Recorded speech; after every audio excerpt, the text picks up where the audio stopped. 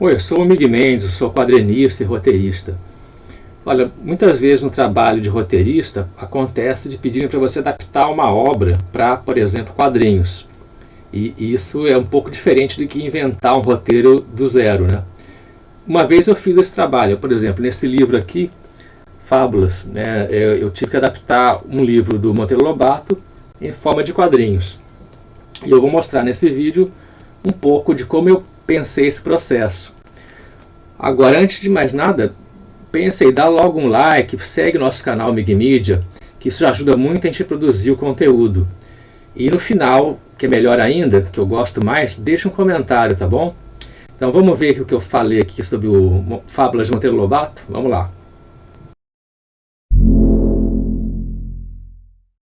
Esse é o álbum Monteiro Lobato em quadrinhos, a adaptação de Fábulas de Monteiro Lobato. Neste trabalho de 2011 que eu fiz para a editora Globo, eu trabalhei como roteirista. Então eu fiz a adaptação de um livro de Monteiro Lobato para...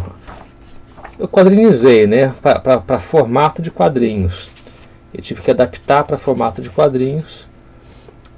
Já tinha trabalhado com revistas da Turma do Sítio e também já tinha conhecimento da obra, né? Claro que as fábulas não são todas inventadas do Monteiro Lobato. O Monteiro Lobato fez um livro em que ele recontava fábulas, as fábulas mais famosas e na boca de Dona Benta, né?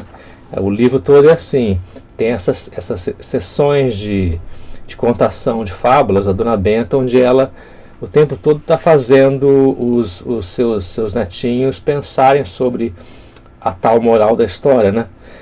Todas as histórias eles geram discussões, diálogos entre os personagens.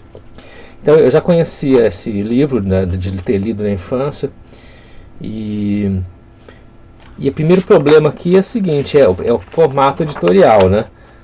Você percebe que nesse formato de tipo gibi, tipo página de gibi infantil, tem no máximo 3 balões por quadrinho, tem 6 quadrinhos, 5 quadrinhos em média por página. Então não tem aquele grande pedaço de texto, não tem aquelas imagens grande texto que transformasse isso num livro ilustrado só, que copiasse pedaços do livro do Lobato, só ilustrasse. Não, isso é realmente a história em quadrinhos, como do gibi, tem o ritmo de uma história em quadrinhos de gibi. Inclusive ela é interrompida em alguns pedaços, ou seja, esse álbum é composto por assim, 3 ou 4 partes de uma história grande. A história se interrompe como se fosse um dia que parou, a Dona Benta parou de contar e ela continua contando no dia seguinte. Isso foi pedido pelos editores para que a criança que tivesse o livro pudesse ler mais, não precisasse ler tudo de uma vez só, pudesse parar de 12 em 12 páginas, algo assim. Mas primeira missão, né, é você saber que tem um projeto. Então eu precisava pegar o livro do Monteiro Lobato e condensar, adaptar para quadrinhos em 61 páginas desse tipo gibi, né? Agora imagina como é que, se eu fosse só pegar o texto oficial do Lobato e dividir em quadrinhos, não dariam essas 61 páginas, dariam talvez 10 vezes mais páginas. Então o trabalho de adaptação sempre é de cortar o tamanho da obra original, condensar, né, resumir a obra original.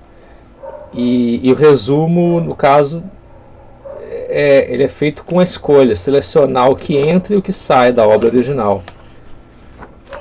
Não é exatamente um resumo que assim, reconta com outras palavras, não.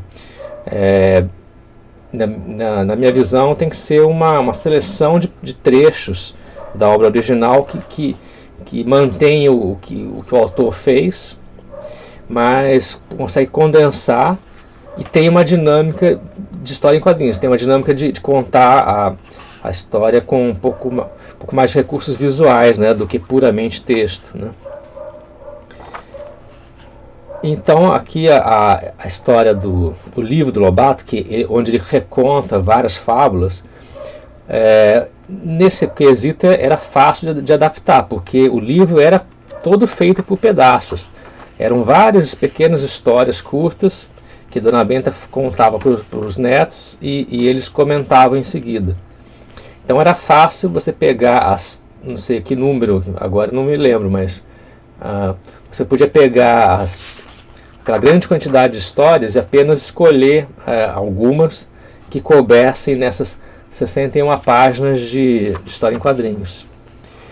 Mas então, o grande problema era esse: ler o livro todo várias vezes e fazer uma seleção do que que mantinha a integridade do texto, sem que eu precisasse contar todas as histórias que estavam lá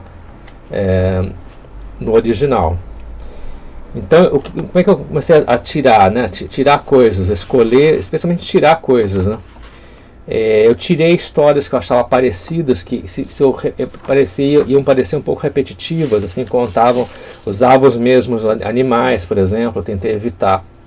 Algumas vezes os animais voltam, mas eu tentei distribuir bastante.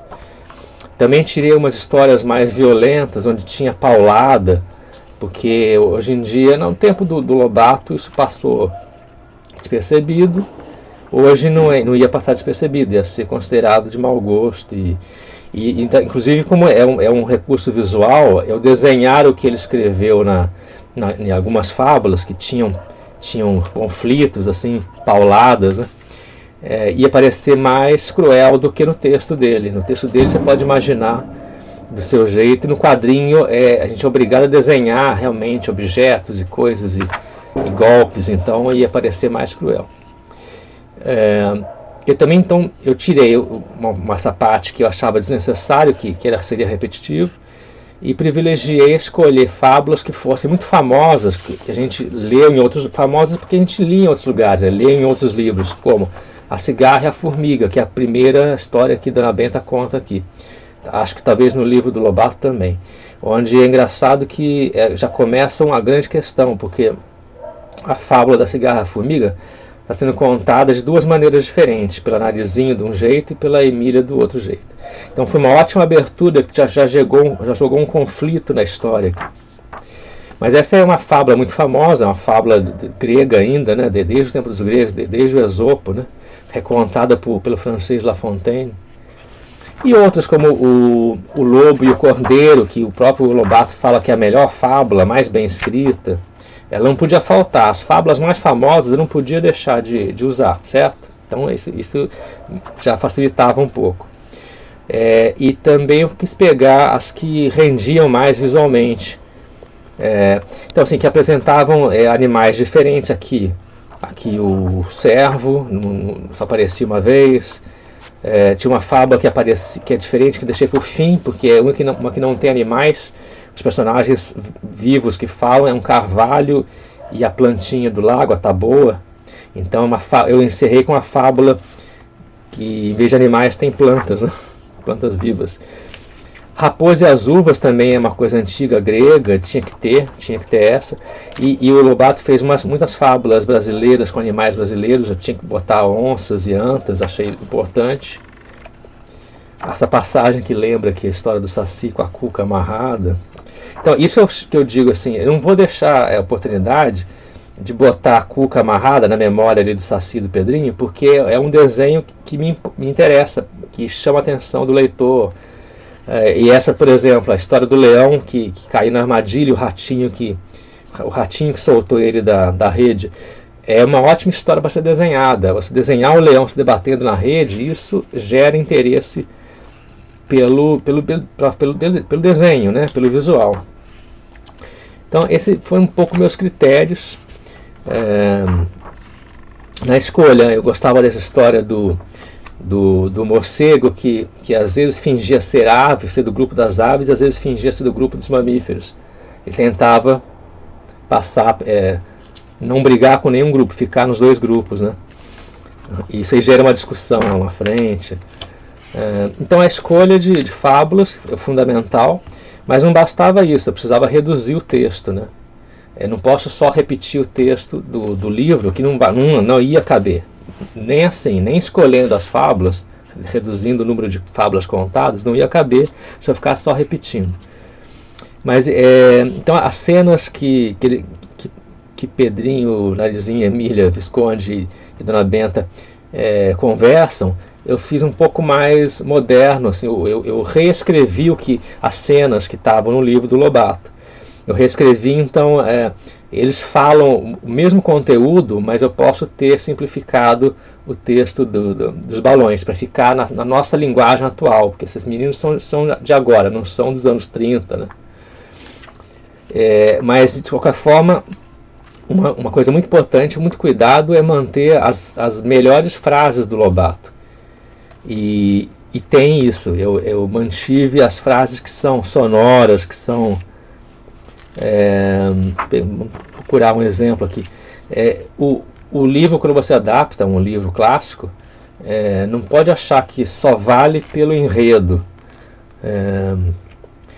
Ele vale também pela expressão da língua, expressão em língua portuguesa desse escritor. Então a gente tem que preservar as grandes frases e grandes raciocínios que o escritor fez no livro, né? Você reproduz, você escolhe essas boas. Então tem muitas coisas que são meio rimadas, por exemplo, no caso da cobra, a cobra traidora, né? O homem diz: fazei o bem, mas olhai a quem, que é uma rima. Isso tinha no Lobato. A Emília falando: pois então, esse Confúcio concorda comigo, meu ditado é: para os maus, pau. Também é uma rima, isso é uma frase que estava no Lobato.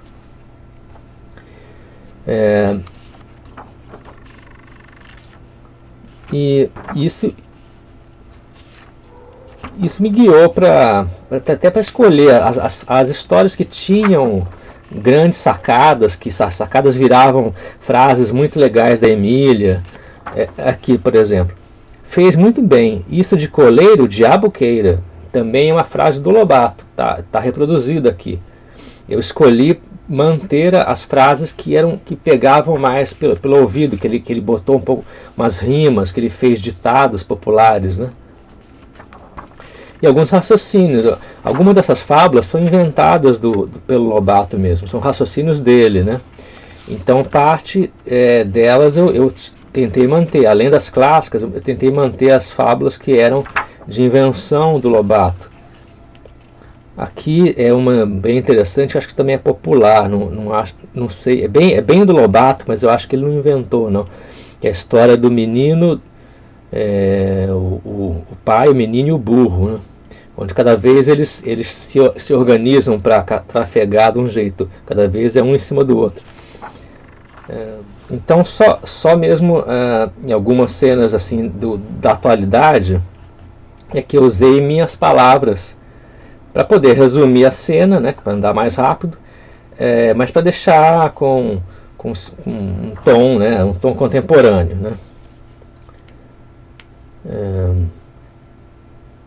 Por exemplo, quando começa aqui: nossa, já estão reunidos para ouvir mais fábulas? Não tinha isso no livro, porque o livro nem interrompia, né? O livro corria, era um fluxo de fábulas, como se fosse uma sessão só de contação de histórias. E no nosso livro aqui em quadrinhos é dividido. Então essa aqui é a invenção minha para poder que as cenas tivessem um certo ritmo, e voltassem a cada dia voltasse, tinha que ter um motivo para parar a história em algum momento e voltar no dia seguinte. Isso tudo teve que ser inventado, né? Peguei a turma no laço, entre aspas, para começar a contação na hora marcada. Isso é uma frase minha, não é do livro. Então é uma liberdade de um lado e uma preocupação em não passar por cima da obra, onde ela já é boa, né? A obra de um clássico é boa tanto no enredo, no conteúdo da história, em os significados que a história tem, e é boa também na habilidade do autor de escrever as frases, escrever as sequências. Então, normalmente quando tem uma narração, é um pedacinho do livro que eu selecionei para poder Aí, nesse caso, ilustrar, né? Quando é uma narração ilustrada, provavelmente é um trecho do livro que eu escolhi para reproduzir na história mesmo. Essa história foi feita com aquele roteiro tipo layout, então todas as páginas eu fiz um esboço arrumando onde é que tinha personagem, qual seria o cenário, qual é a pose do corpo do personagem, isso tudo tinha no roteiro, facilitando um pouco o trabalho dos desenhistas. E aqui o desenho foi do Podavin, segundo diz aqui. Eu não controlava isso. É Luiz Podavin. Não era esse aqui, eu estava no estúdio Megatério, mas eu só fiz o layout de roteiro e não os desenhos. Os desenhos foram feitos no estúdio do Luiz Podavin.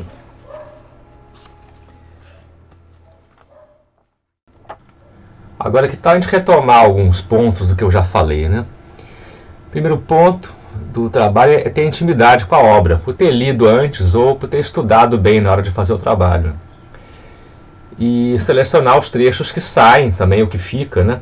Com base em algum critério. No meu caso, eu tentei manter o que favorece o visual, né? Então, as cenas mais cinematográficas, que podem render mais como desenhos, né? Mas também manter os melhores trechos do texto do autor, né? Manter aquela arte literária. E só atualizar o que não contradiz o sentido geral da obra, né? Só para ajudar a resumir e comunicar melhor para o público de hoje. E também fazer o esboço das páginas para orientar bem o desenhista, que não é obrigado a ter lido a obra. É isso, até mais, até a próxima.